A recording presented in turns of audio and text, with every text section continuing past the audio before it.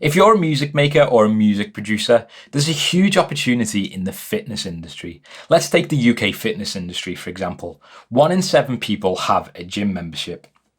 And whether they use it or not, music is a huge part of the fitness experience. Whether it's music being on in the background at the gym, you listening to your favorite playlist, or even say fitness classes, yoga classes, they can be a clever selection of tracks that reinforce the fitness experience that can be played quite regularly.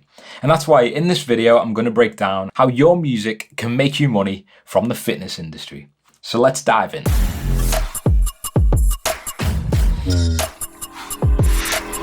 Welcome back to my channel, Daniel Fish here, helping you survive and thrive in music with the help of some coffee. Nowadays in the music business, I do believe it's important for artists to understand the markets their music can fit in as a way of bringing in some extra income to support your career or buy that new piece of equipment. Let's take electronic music for example. Drum and bass, trance, or even chill out and ambient music can fit into the fitness industry, where they're yoga sessions, chill out and ambient. If it's high intensity interval training, then you've got the drum and bass, the high energy genres like psytrance or main room. There's even fitness classes that are based on old school dance music where the purpose is to have a rave and burn calories at the same time. What a concept. In this video, I'm going to break down 5 ways you can get your music into the fitness industry while monetizing it at the same time. And as always, timestamps are below and in the pinned comment. One quick little thing to mention here is that with each of the 5, they do get a bit tougher to achieve, but they're in no way impossible. And that's why I'm starting with the easiest first, which is DSPs. But when I talk about DSPs, I'm not talking about Spotify or Apple Music. I'm talking about DSPs whose services are aimed more at businesses instead of direct to consumer like Spotify. One DSP here is called MediaNet. And MediaNet services are for music licenses for platforms and businesses, of which are included Snapchat and Echelon. Echelon are the main competitor to Peloton, and let's not talk about Peloton here, as they recently got sued for around 300 million due to issues with music licensing, but let's leave that for another video. Echelon have done it properly and get all their music licensing services from MediaNet, as well as some other fitness companies too. And that's why the first tip of this video is to ensure your music is being delivered to MediaNet as well as other DSPs. How do you actually find out? So let's take the best distributor in dance music, Labelworks. From a quick look on their stores list, we can see they do deliver to MediaNet. But what about DIY distributors? DistroKid, CD Baby also deliver to MediaNet. But just because those distributors do deliver to MediaNet doesn't mean you are actually opted in. So make sure you are opted in, or if you're signed to some labels, send them this video to make sure they are aware that they're not missing out on any of that fitness income from those platforms or even Snapchat. Once your music is now on these platforms, your fans can listen to your music while working out through the integration in these platforms. But what about classes? What about sessions? And that's where it gets a little bit trickier. This is where you can stand out above the crowd. You're going to want to find the programmer, the music supervisor, the person who's in charge of curating the music for the sessions. And I'll be breaking down how you can do that in the next part of this video where we're covering playlists. So once your music is now on those DSPs, including MediaNet, it's about getting it heard, and a great way, including on Spotify and Apple Music, is playlist, and not just editorial playlist. Especially in the workout and fitness kind of niche, there's a lot of brands who have really incredible reaches on their playlists. There's 2 ways you can actually pitch your music to playlists. First is through third-party services. You can use something like Submit Hub, Playlist Push, or even Work Hard Playlist Hard by Mike Warner. Just be careful here though, because technically in the case of Spotify, paying to be on a playlist is totally against the terms and conditions and can put you in a pretty bad place.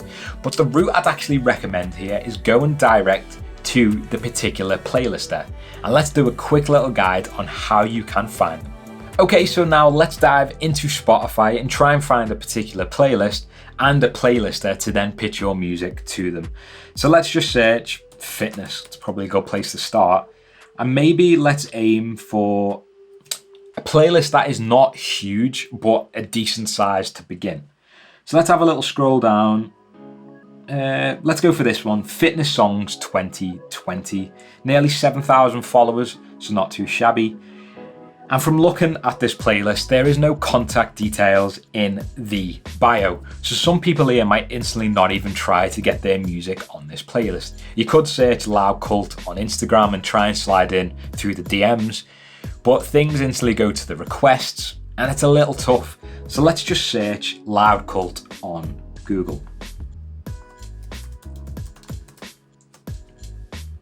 You can see they are a record label here, and we want to try and find a way of pitching our music to them. Contact. And as you can actually see here, there is an email address for playlist, a way of actually pitching your music to them. Just because you found their email now, please don't go and be spamming them, pitching your music to them.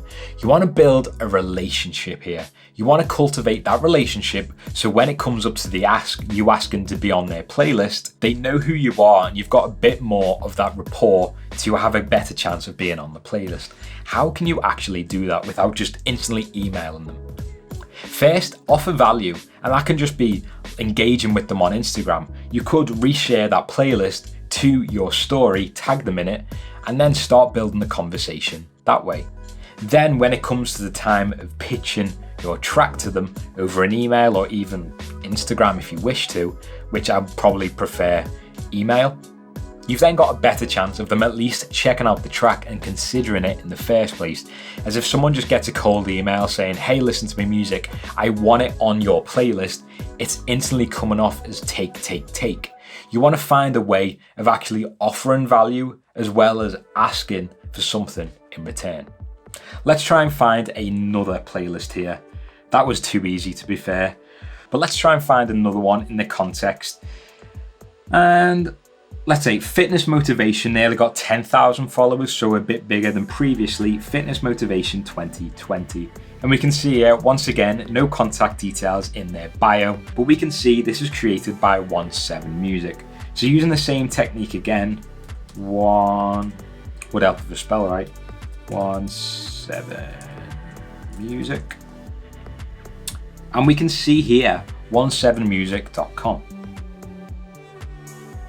From their website, we can then see they've got links to Instagram, YouTube, so you can go down that route. They do have a contact page where you can actually send them a message. You could go down that route, or as I mentioned in this video, you can go down the LinkedIn route too, finding a particular person in these playlists, in these companies, to then build that rapport with. Instead of trying to build it with a team, you could go direct to a particular person who runs a playlist. And these two, which are found, are record labels and brands. Sometimes it might be personal trainers or even gyms or particular individuals who've created these playlists. So don't be scared of going and finding them, as they will be looking for great music for their followers on the playlist, as they typically do want to be updating these quite regularly so people stay active on the playlists. And that's the way you can monetize your music in the fitness industry through playlists. But this just doesn't have to be Spotify. It can be, as I mentioned before, platforms like Echelon, using LinkedIn, or being quite clever and finding the particular person, whether a music supervisor, whether a playlist curator, whether a physical trainer who regularly creates playlists for their sessions.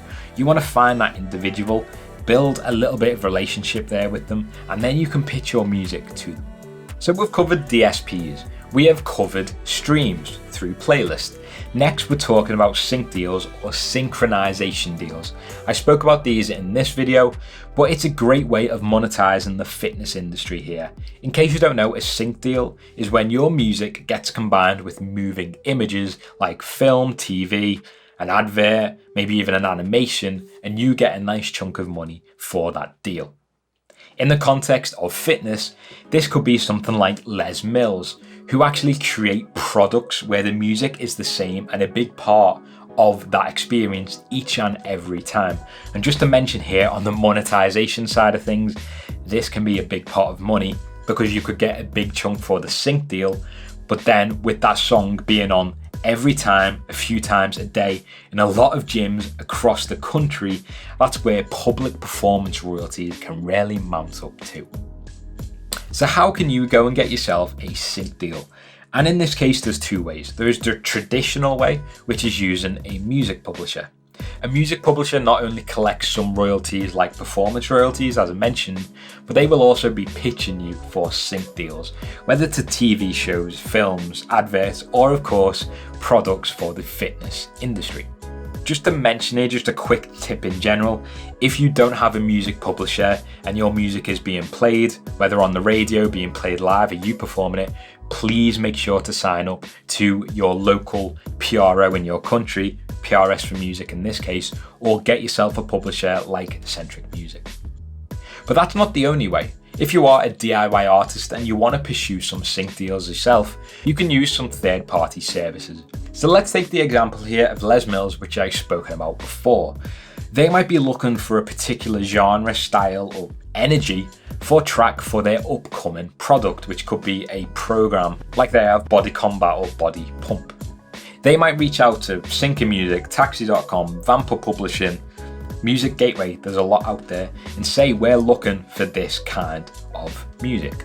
Those services will then either look through their roster or their clientele and look for particular music, or in the case of say Sync Music, will put a brief on their website saying a certain fitness brand is looking for this energetic kind of BPM drum and bass track. That means then you can pitch your music to Syncer, who will then pitch it to Les Mills to then be on their new program. If that comes through, that is a whopping chunk of money, which in the case of publishers won't actually take a lot. They might just take a percentage or just take a fee from it.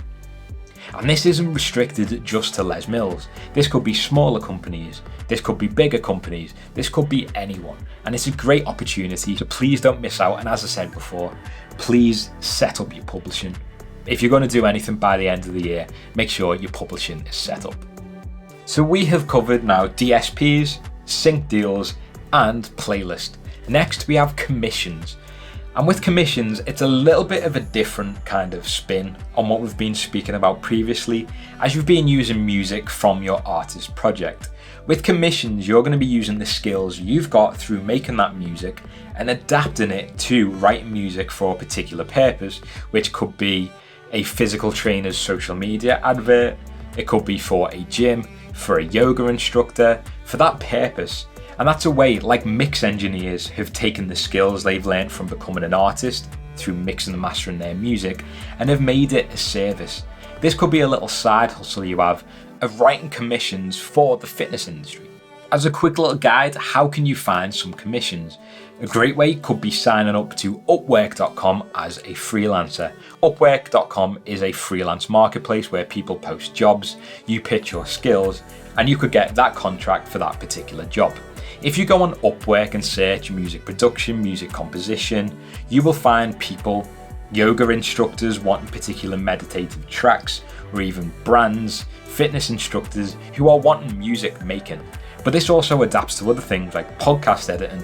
There's a lot of fitness podcasts out there. From the skills you've learned from making music could adapt to bringing in some money from podcast editing, which then means you could start taking some hours down in work to then still be working in the industry, supplying income for your artist project. So the fifth and final way is through compilations. You might have seen the Ministry of Sound used to release a lot of incredible compilations like running tracks or The Workout, filled with all those energetic tracks.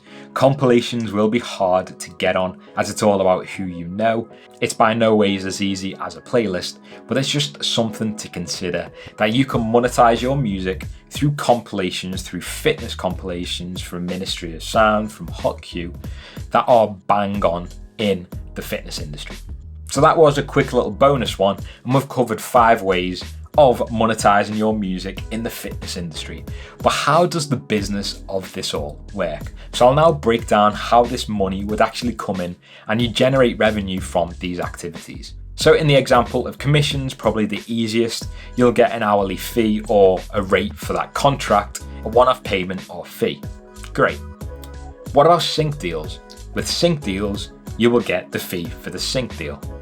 But you could also get public performance royalties, and this is the same with playlists, with the DSPs.